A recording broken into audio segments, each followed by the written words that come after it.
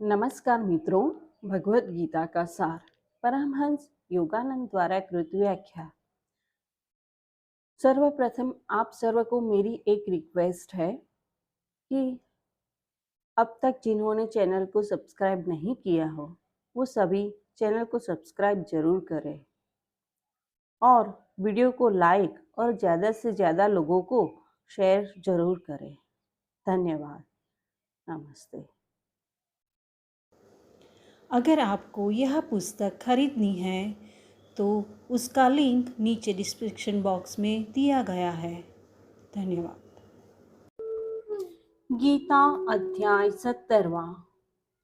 आध्यात्मिक अभ्यास के 3 स्तर। भगवत गीता के 16वें अध्याय के अंत में कृष्ण ने सच्चे शास्त्र के आदेशों का पालन करने का परामर्श दिया है। इस कथन के बाद अर्जुन के अगले प्रश्न से 17वां अध्याय प्रारंभ होता है। श्लोक क्रमांक 1। अर्जुन ने कहा, जो लोग शास्त्र की विधि या नियमों का त्याग करके परंतु भक्ति पूर्वक ईश्वर को बलिदान या यज्ञ करते हैं, हे कृष्ण, उनकी बलिदान की स्थिति क्या है?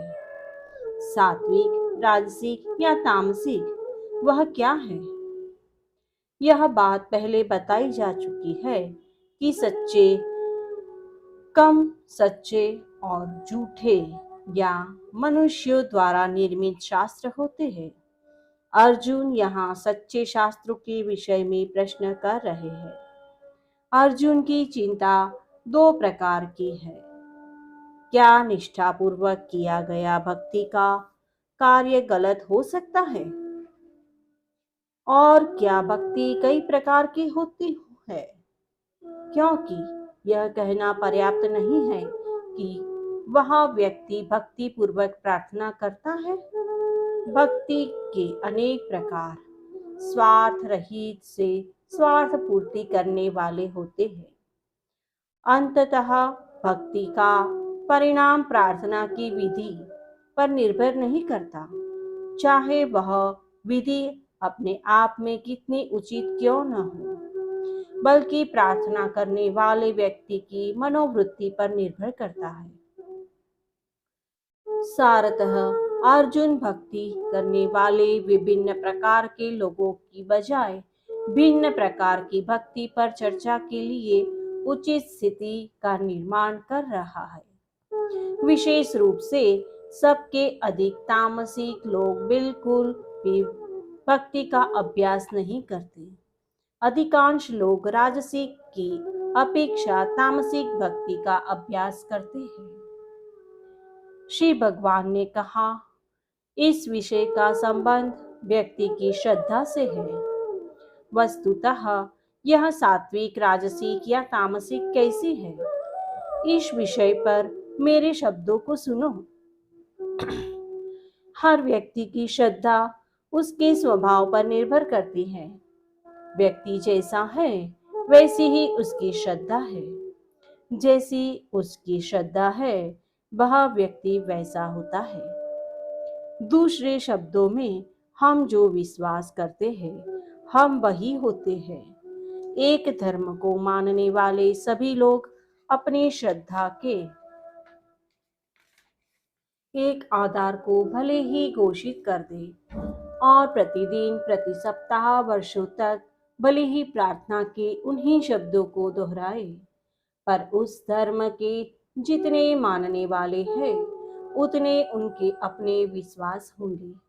प्रत्येक व्यक्ति की समझ जो वह है, उसके जीवन के अनुभवों से, उसकी समझ से, उसकी व्यक्तिगत प्राथमिकताओं और धारणाओं से तथा उनकी पसंद नापसंद से बनती है। इसके विपरीत हमारी समझ कुछ और हो नहीं सकती, क्योंकि हमारी पूरी समझ वस्तुगत वास्तविकता की बजाय हम अपने स्वभाव में जो है उस पर अधिक निर्भर करती है। जिस प्रकार एक साधारण शब्द घर उनके लिए भिन्न अर्थ रखता है जो एक सुखी परिवार में पले बड़े हैं, और उन लोगों के लिए भिन्न अर्थ रखता है जो अनाथालय में भावहीन अधिकारियों द्वारा पाले गए हैं।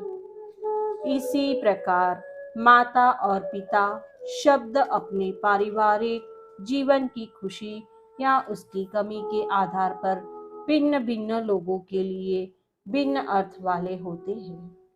इसी प्रकार सफलता का भी अर्थ अलग अलग है।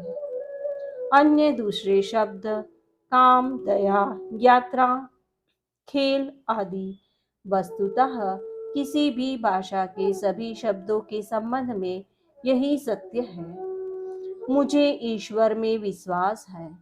यह साधारण कथन भिन्न भिन्न लोगों के मन में भिन्न प्रकार के बिंबों को लाता है।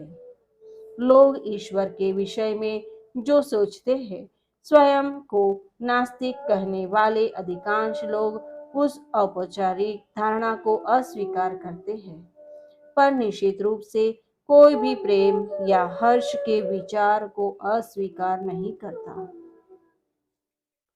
अच्छे लोगों को ईश्वर अच्छा लगेगा। साधारण स्वार्थी और महत्वाकांक्षी लोगों को ईश्वर अधिकता या बहुलता का स्वामी लगेगा, या एक कठोर न्यायाधीश या मानवीय आवश्यकताओं के प्रति उदासीन अधिकारी की तरह लगेगा। दुष्ट लोगों को अगर वे ईश्वर में थोड़ा विश्वास करते हैं तो उन्हें ईश्वर ईर्ष्या, क्रोध और गर्व से भरा अपने जैसा लगेगा।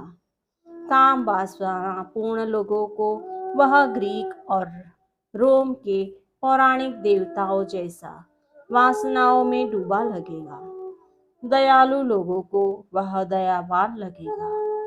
संकीर्ण मानसिकता वाले लोगों को और उनको जो संकीर्ण पूर्वाग्रहों से भरे होते हैं वह अपने जैसा दिखाई देगा।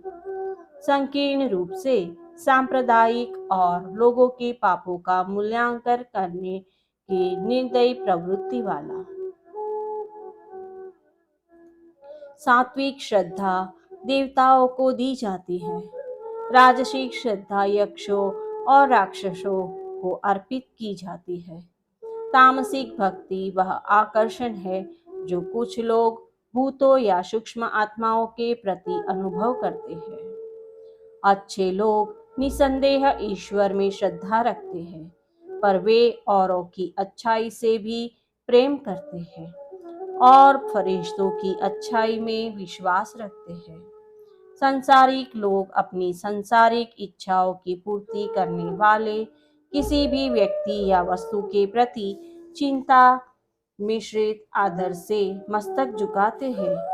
अतः कृष्ण द्वारा वर्णित राजसिक भक्ति यक्षों, संपत्ति के पौराणिक रक्षक सूक्ष्म देवता और राक्षसों के प्रति होती है।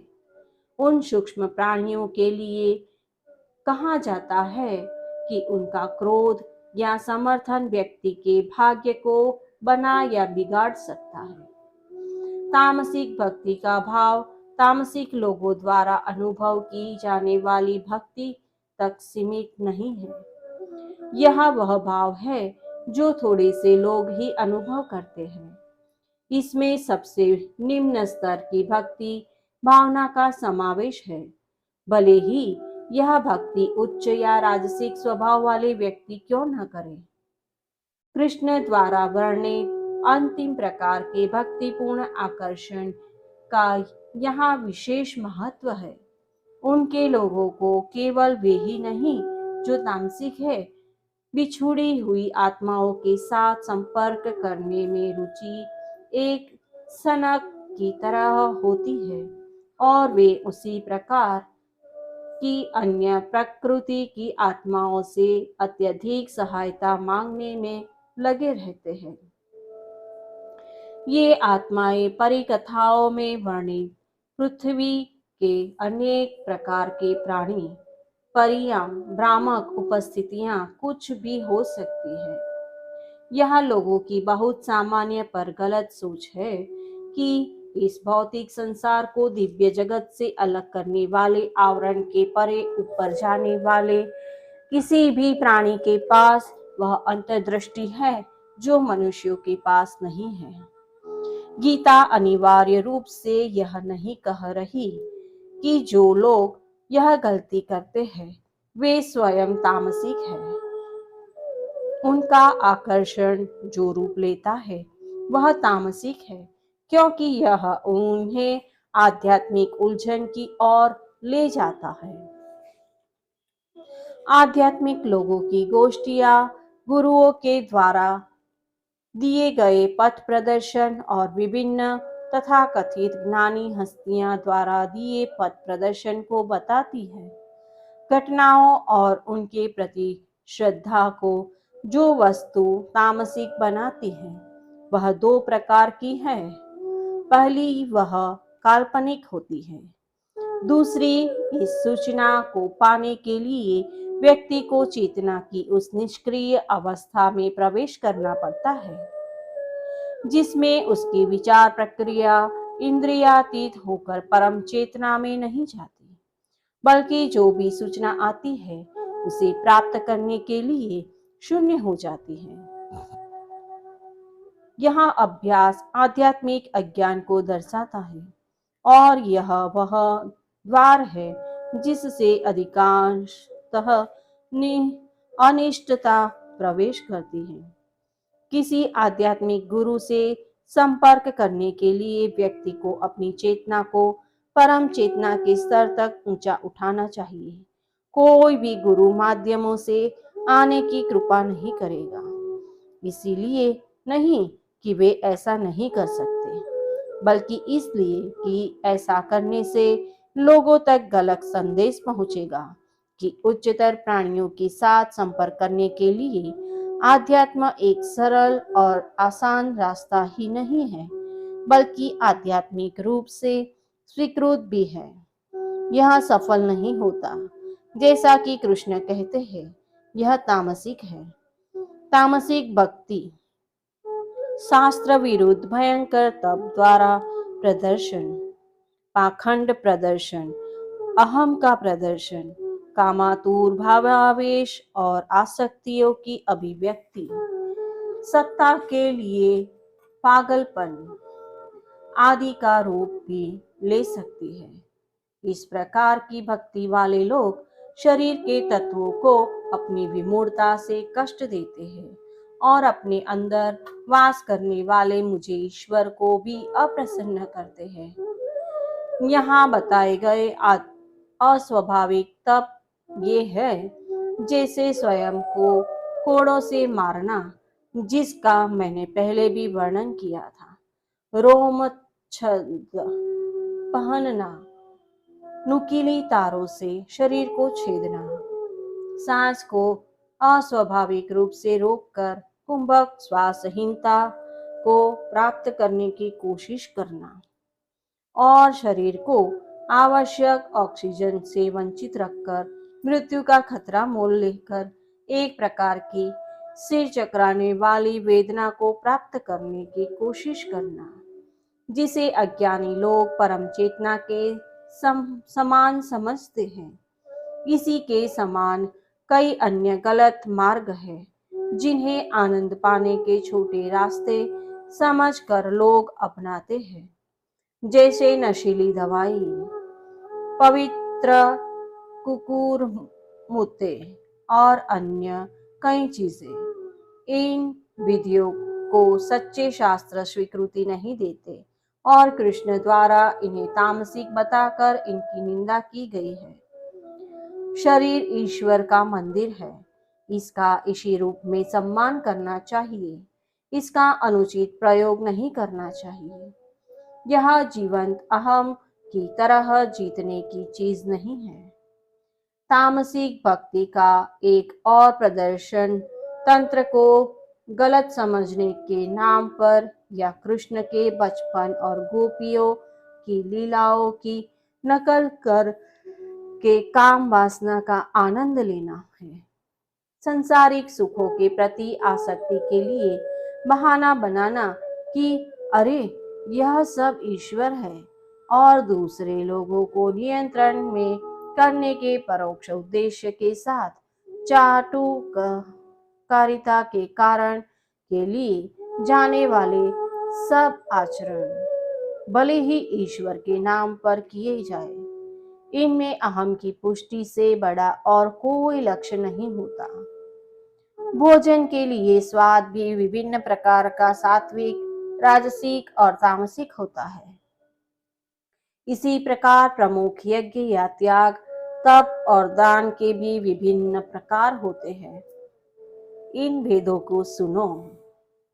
भोजन का हर स्वाद व्यक्ति के विकास के स्तर को बताता है।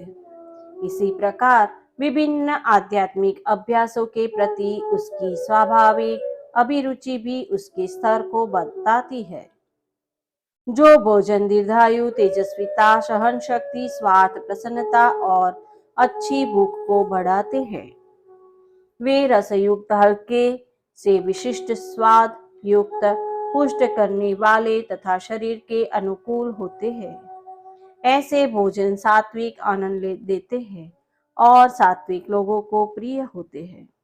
जो भोजन कड़वे, खट्टे, बहुत नमकीन, अत्यधिक गरम, तीखे, रूखे और दाहकारक होते हैं, वे राजसिक आनंद देते हैं और वे राजसिक स्वभाव वालों को अधिक प्रिय होते हैं।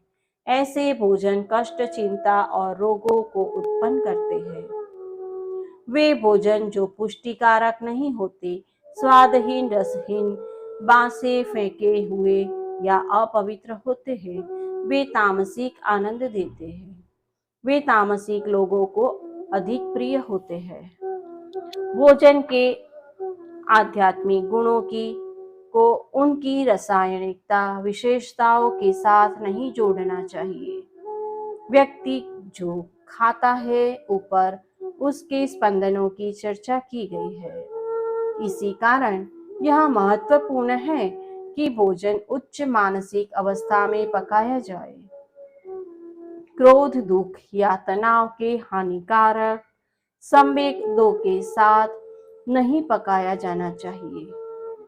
मूलतः यह कहना उचित होगा कि सात्विक भोजन स्नायुओं को शांत करने में सहायक होता है और शरीर में प्रवाहित होने वाली शक्ति और उच्च प्रेरणा के लिए स्नायुओं को अच्छा माध्यम बनाता है। राजसिक भोजन स्नायुओं को उत्तेजित करते हैं। विष भी यदि बहुत कम मात्रा में लिया जाए तो वह भी उत्तेजित करता है, जबकि उसकी अधिक मात्रा मृत्यु का कारण बनती है। राजसिक भोजन का प्रभाव से शरीर में उत्तेजना होती है, चाहे वह कम हो या अधिक, और शक्ति का प्रवाह होने लगता है, जिससे वह अशांत हो जाता है। अंततः तामसिक भोजन उनमें पुष्टिकारक तत्वों का अभाव होने के कारण स्नायु प्रणाली में रुकावट डालते हैं और व्यक्ति को मंद और शक्तिहीन बनाते हैं। सात्विक भोजन में ताजे फल और सब्जियां होती है। सब्जियों हल्की, पकी या कच्ची हो सकती है। इस भोजन में साबुत अनाज और फलियां, दूध से बनी ताजी वस्तुएं और प्रकृति के मीठे आहार जैसे शहद, छुहारे और अंजीर होते हैं। पकाने वाले भोजन को इस तरह पकाना चाहिए कि उसके स्वाभाविक तत्व सुरक्षित रह सके। भोजन आंखों और स्वाद दोनों के लिए सुखकर होना चाहिए। उसे हल्का सा, मसाले वाला और शरीर की संरचना के अनुकूल होना चाहिए।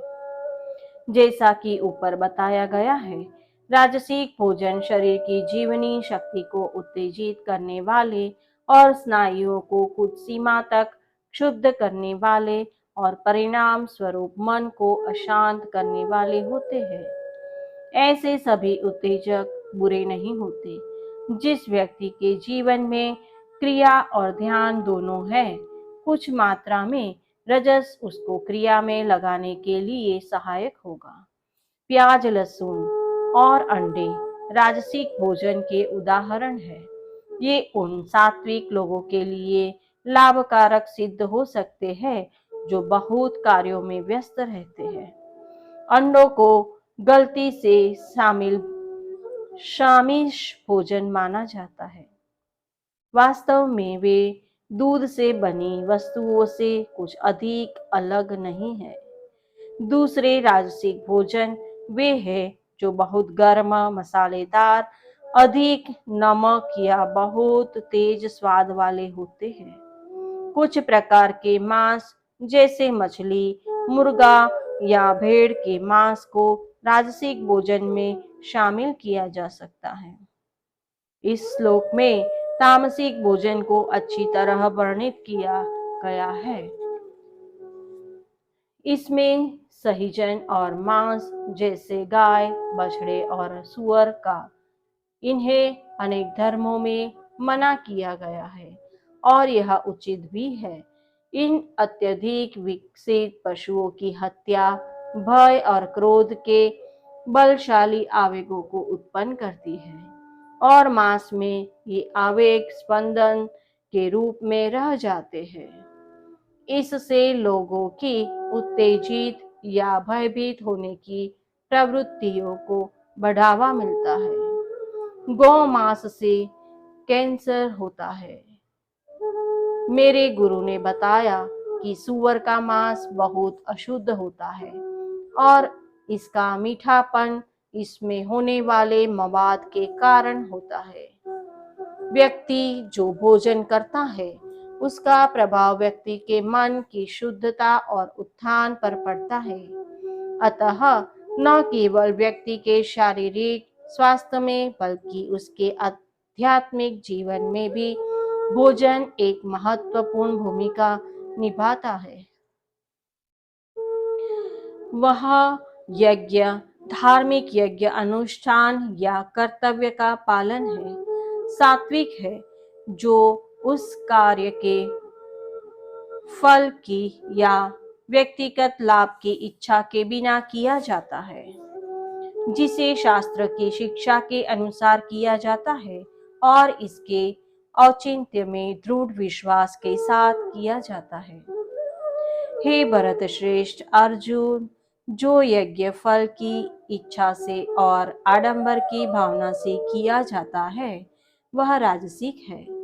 अंत में उस यज्ञ को तामसिक घोषित किया जाता है, जो शास्त्रों के विधि निषेधों के प्रति सम्मान द्वारा प्रेरित नहीं होता, जो अन्न और धन के उचित दान से रहित, जो पवित्र मंत्रों और प्रार्थनाओं और ईश्वर की भक्ति के बिना होता है।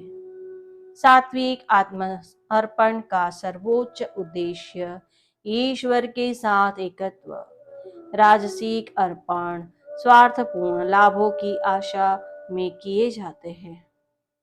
शास्त्र विधियों के प्रति आदर के परामर्श के संदर्भ में दो प्रश्न उठते हैं, कौन से शास्त्र और कौन सी विधियां। जैसा कि हमने देखा, प्रत्येक तथाकथित शास्त्र सच्चा शास्त्र नहीं होता। सच्चे शास्त्रों में भी कुछ आदेश इतिहास के विशेष काल के लिए या किसी विशेष संस्कृति या उस समय की सामान्य चेतना के लिए उपयोगी होते हैं। उदाहरण के लिए ईसा मसीह ने कहा था कि मोजेज, जो प्राचीन काल में यहूदी धर्म के सच्चे गुरु थे, मोजेज की शिक्षाएं उस समय के लोगों के हृदय की कठोरता को ध्यान में रखकर दी गई थी। कृष्ण द्वारा शास्त्रों के विधि निषेध पर जोर डालना वह सार्वभौमिक तथ्य है जिसे उच्च परंपरा के प्रति आदर के रूप में स्पष्ट किया जा सकता है। संसार में अधिकांश लोग किसी भी धर्म की शिक्षाओं को नहीं जानते, उस धर्म की भी नहीं जिसमें वे पले हैं।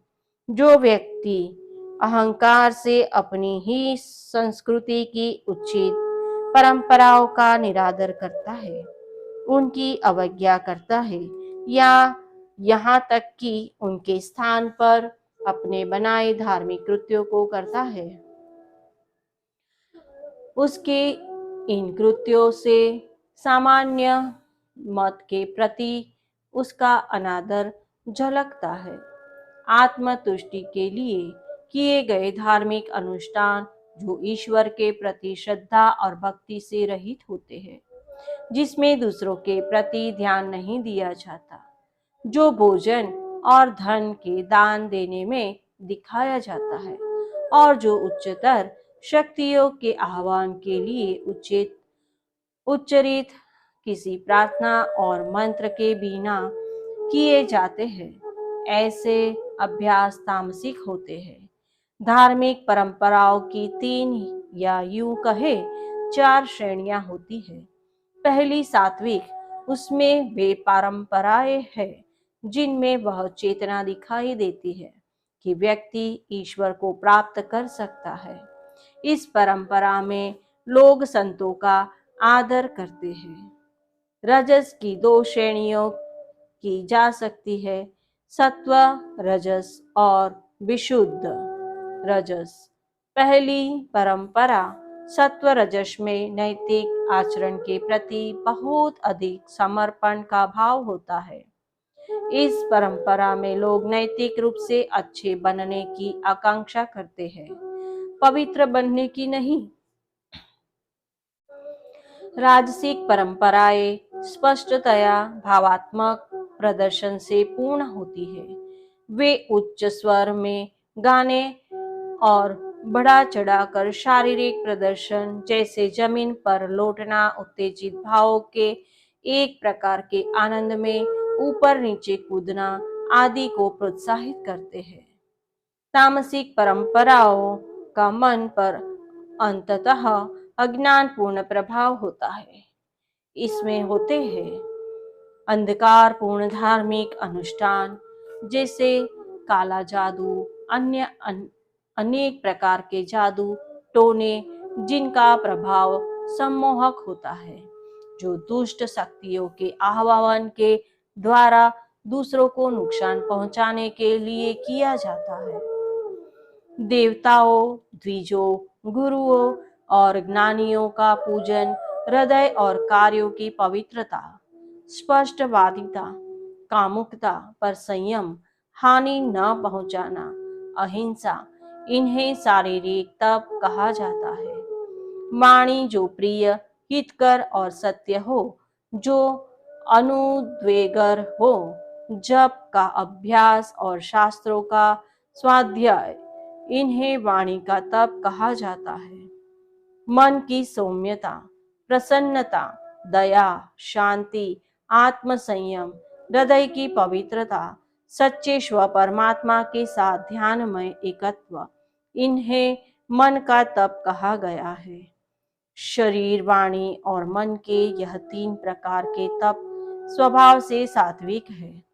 यह उन अध्यवसायी साधकों के द्वारा किए जाते हैं जो गहरी भक्ति वाले हैं और जो अपने कर्मों के फल की इच्छा नहीं करते। ये सात्विक तप उन्नत चेतना के स्वाभाविक उत्पादन है। अतः इस संबंध में तप का अर्थ आत्मा संयम के लिए गंभीर प्रयत्न नहीं, बल्कि परम चेतना के प्रति मन को स्वाभाविक रूप से अर्पण करना है। वासुदेवार्पणमस्तु। जय गुरु। अगर आपने भगवत गीता को अपने जीवन में पढ़ा है तो अपने अनुभव और कौन सी गीता पढ़ी है वह कमेंट बॉक्स में लिखकर हमें जरूर बताएं। धन्यवाद। नमस्ते।